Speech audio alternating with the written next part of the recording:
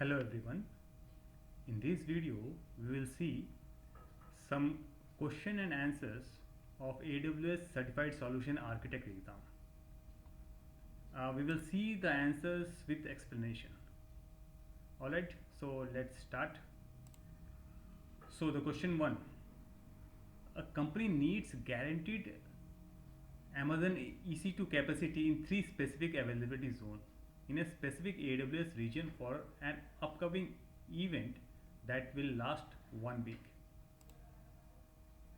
What should the company do to guarantee the EC2 capacity? So the number 1, purchase reserved instances that specify the region needed. Create an on-demand capacity reservation that specifies the region needed. Purchase reserved instances that specify the region and 3 availability zones needed. And number 4, create an on-demand capacity reservation that specifies the region and 3 availability zones needed. So what is the correct answer? Correct answer is option 4. Create an on-demand capacity reservation that specifies the region and 3 availability zones needed. So let us see why this one is correct. Okay. So let us go to the explanation. The question asks for guaranteed EC2 capacity in specific availability zone for a short-term event. Alright. So let us analyze each option. So purchase reserved instances that specify the region needed. So option 1. This is incorrect. Why? The reserved instances provide billing discount, not capacity guarantee. So it will provide a discount of even more than 70% if you take 3 years of reservation. Okay, up to 70% you can say, even more sometimes. That but they do not reserve or guarantee that capacity will be available when you launch instances. Now the second option, create an on-demand capacity reservation that specifies the region needed. This is also incorrect. Capacity reservation must specify availability zones, not the region, because EC2 capacity is allocated per AZ, alright, per availability zone. Without specifying AZs, you cannot ensure capacity in those particular zones. Let's see number 3. This is also incorrect. Again, reserved instances do not reserve capacity. As I told you, it will give you a huge discount, but it cannot guarantee the availability. Okay. So as I told you earlier that they only give pricing discounts. Okay.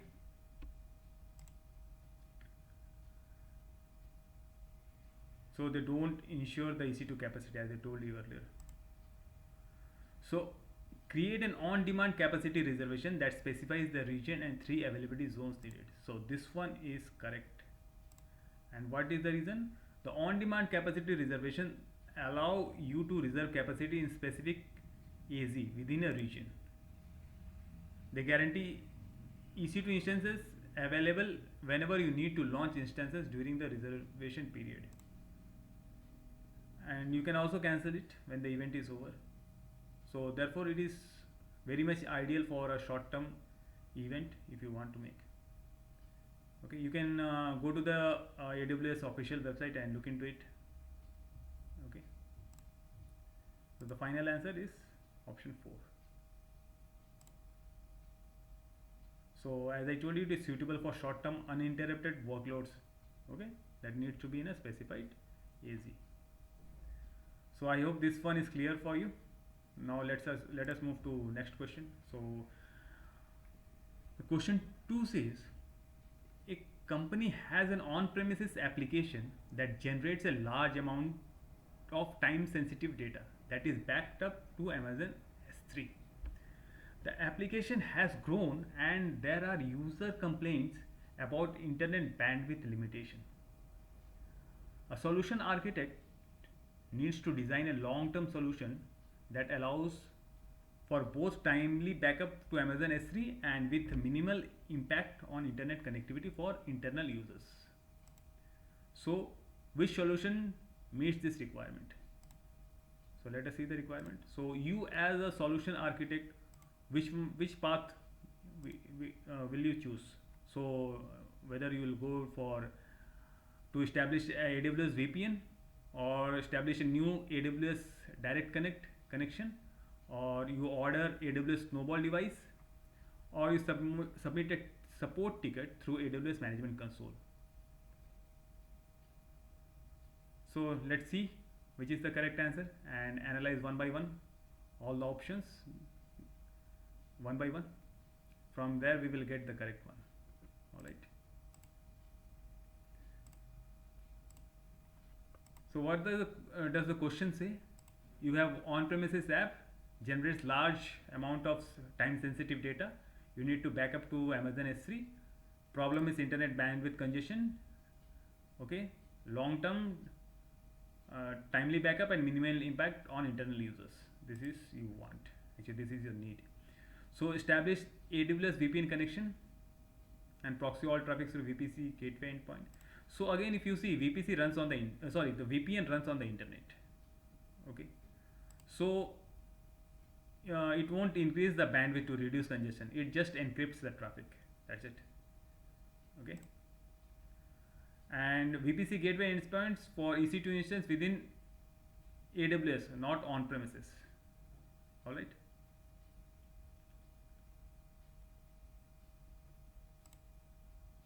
So it is using the internet. So now let's see the next option. Establish a new AWS direct connect connection and direct backup traffic through this new connection. So this will provide you a better solution, I guess. Dedicated private network connection for on-premises to AWS direct connection. If you want to know more about this, you can go to the official website of AWS and check it out. Okay, so this is the correct one. Okay, now see the the third one. So AWS Snowball is used for bulk data transfer. Okay, and so it is offline process. Okay, it's not kind of online. So you have to order it, and AWS will ship it to you, and you can transfer your data, and they will upload to the AWS S3 bucket wherever you want. Okay, so this is not an online process using the AWS Snowball. Okay, so it is not timely or scalable, as I told, because it takes time. You have to order, they will ship, and you have to transfer the data, and then they will take to the AWS office or data center and put it on the S3 wherever you want. Okay, so too slow and operationally complex, as I told. The shipping process is there and ordering process is there. That's the reason. Submit a support ticket. Okay, this is not a good choice, I will say. S3 has limited the issue here. And the problem is internet bandwidth, not S3 limits. Okay, so that has been discussed already. So the final answer is establish a new AWS direct connect connection. Okay, so as I told you, AWS Direct Connect provides a dedicated high throughput, low latency network between your on-premises and on-premises data center and AWS. Okay, because it is like kind of dedicated for you. Okay, so from your on-premises to AWS, there will be a dedicated line. Okay, so no internet will be involved in this case. Fine. So now let's move to question 3. A company stores its application logs in an Amazon CloudWatch log group. A new policy requires the company to store all application logs in Amazon Open Search Service, that is Amazon Elasticsearch Service. It has been changed to Amazon Elasticsearch Service, and that's too in real time. Okay, so now let's see the option. So which solution will meet the requirement with least operational overhead? So as a solution architect, what are you going to do? Okay, So these are the four options. Just go through it. You want to configure a CloudWatch log subscription, or AWS Lambda function, or create an Amazon Kinesis data factory delivery stream, or install and configure Amazon Kinesis agent on each application server to deliver the logs to Amazon Kinesis data stream. Okay, let us see. So option 1, configure a CloudWatch log subscription to stream the logs to Amazon OpenSearch service. Okay, let us analyze it. So CloudWatch logs can't directly stream logs to Amazon OpenSearch service. So you can stream to Lambda or Kinesis data firehouse, not directly to OpenSearch. Okay, so it is not possible directly. So now let's go to option 2. So you create a AWS Lambda function. Okay, so let us analyze it. It works technically. Okay, CloudWatch logs can invoke Lambda function in real time. However, you need to maintain and scale the Lambda function, handle retries, errors, and data transformation manually. But it has higher operational overhead. It works. Let's see another option, which is managed option, where we have a least operational overhead. Okay. So option 3, create an Amazon Kinesis data firehouse delivery stream. Configure the log group as delivery streams source, and then configure Amazon OpenSearch service as the delivery streams destination.